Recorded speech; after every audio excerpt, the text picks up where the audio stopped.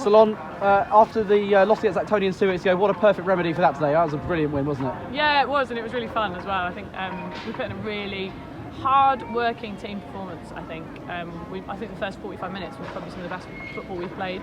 We came off at half-time and we were all pretty proud of ourselves.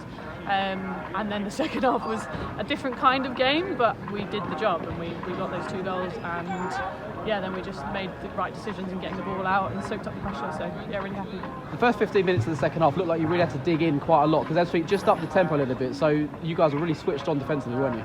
Yeah, we had to be. They've got some really, really quality players. I think they're number 9, number 11 are quality strikers, so you cannot switch off in this game because they'll punish you. And they hit the bar, didn't they, at some point? So yeah, we did have to dig in. We knew those periods would come though, and we knew we were set, ready for us to take our runners, win our first balls, second balls, and then yeah, just sit in and get the goal.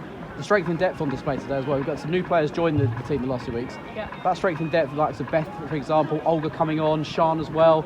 I mean, that's going to just add some great competition for places, isn't it? Yeah, definitely. It ups the level of training, which means the intensity is so much harder. And then when we come into the games, we're ready and we're set to play. And sometimes we've been a bit guilty of starting slow or switching off or not with the same intensity. But having a deeper and really quality squad means that we're ready to go. You've waited for that moment for a long time.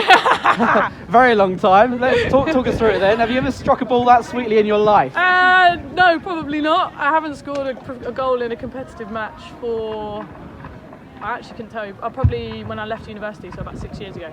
I've been playing for Dulwich for 3 seasons and haven't scored a goal. So I think I was the player with the longest, the most amount of appearances without a goal.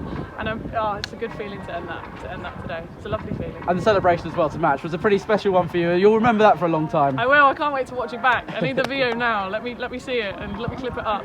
But yeah, it was really wicked to score the goal.